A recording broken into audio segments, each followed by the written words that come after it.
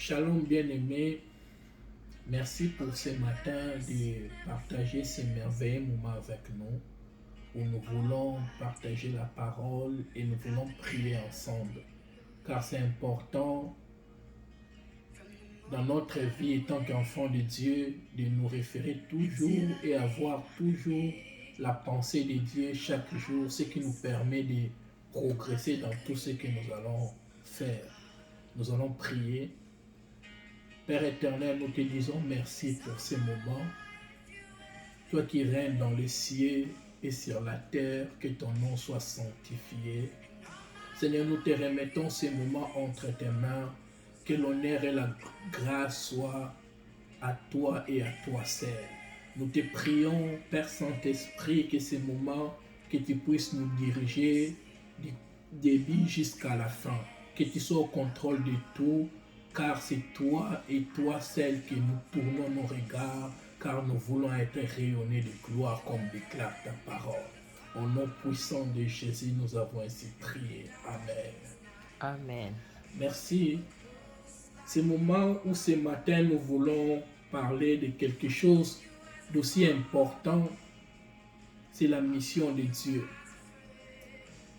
La mission de Dieu qui est démontré ou révélé par Jésus-Christ. Nous ne serons pas longs, nous passerons juste un petit moment, mais je crois que Dieu va nous faire du bien. Et il est en train de nous faire du bien. Nous allons ouvrir nos Bibles et nous sommes en Luc, verset 19, chapitre 19, verset 10. Je lis au nom du Seigneur Jésus-Christ. La Bible déclare, en effet, le Fils de l'homme est venu chercher et sauver ce qui était perdu. La Bible dit que le Fils de l'homme est venu chercher d'abord, premièrement, et sauver deuxièmement ce qui était perdu. C'est la mission que Christ est venu faire sur la terre. Et c'est la même mission que Christ nous a transmise étant qu'enfants de Dieu, étant que disciples de Jésus-Christ, que nous ne devons pas perdre. Voilà pourquoi nous avons commencé par ce message dans notre premier numéro. Nous voulons parler de cela.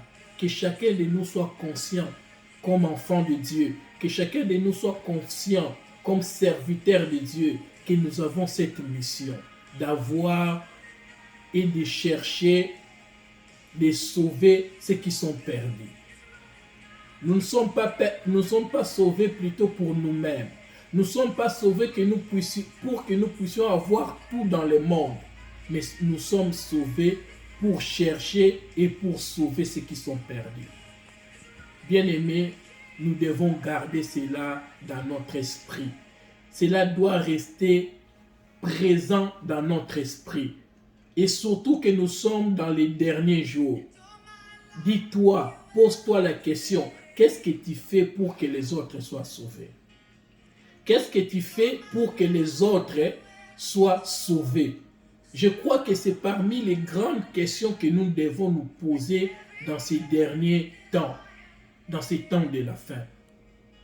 Dieu ne nous a pas appelés pour que nous puissions recevoir les biens matériels, pour que nous puissions seulement exercer en esprit, pour que nous puissions délivrer, pour que nous puissions parler en langue.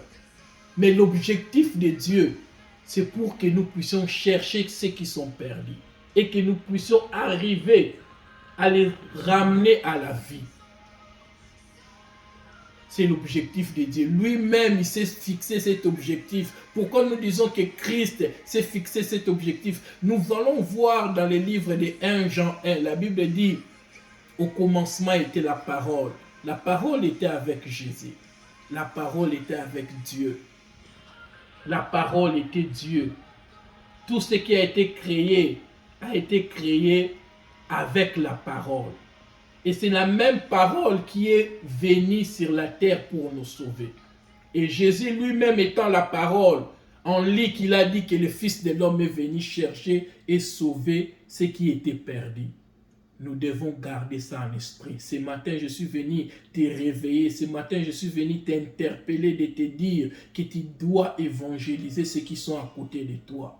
Tu dois avoir la compassion de ceux qui sont perdus à côté de toi. Dis-toi, si c'est par ton comportement que les gens ne savent pas revenir à Dieu, change cela.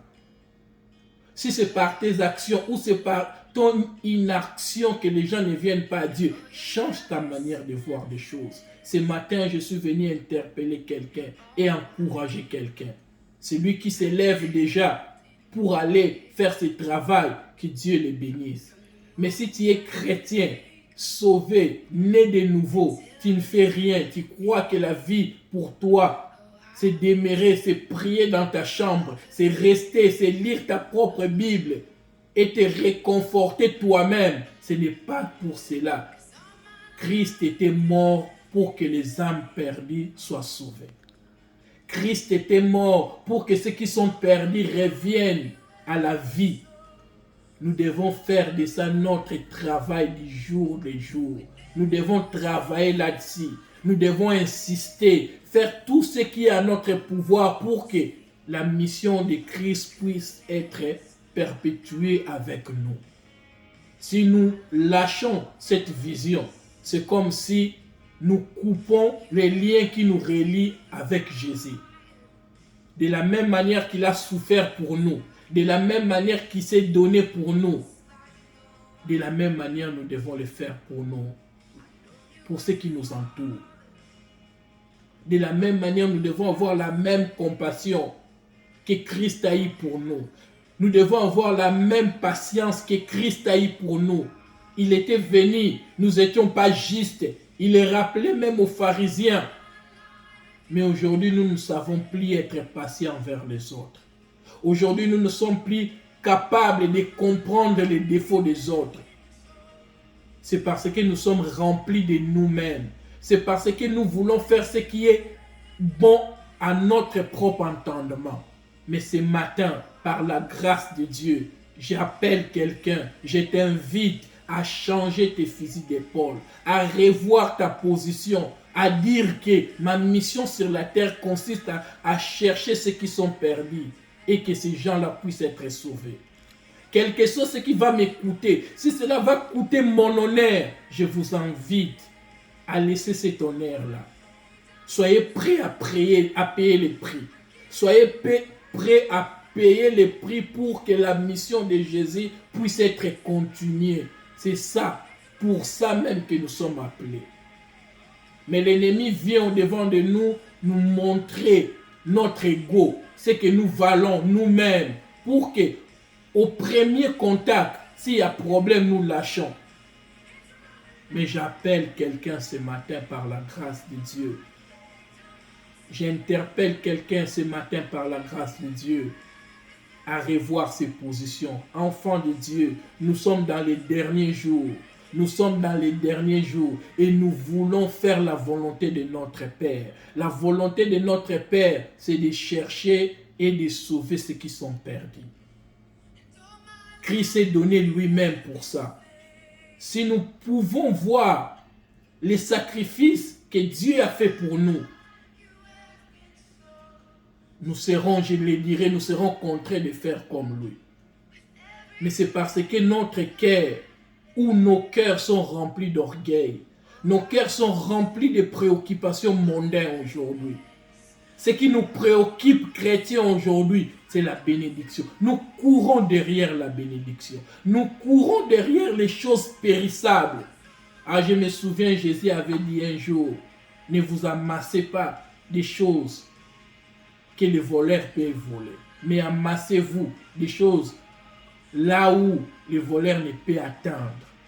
Et ce que nous pouvons amasser, c'est nos œuvres que nous faisons. Et parmi les meilleures que nous pouvons faire, c'est de nous lever et d'aller chercher ceux qui sont perdus.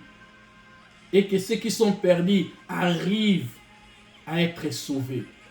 C'est notre mission. Je vous bénis et je rends grâce à Dieu ce matin pour ce moment que nous venons de passer.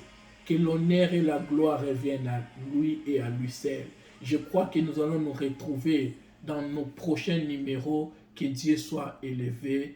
Nous rendons grâce à Dieu au nom de Jésus-Christ. Amen.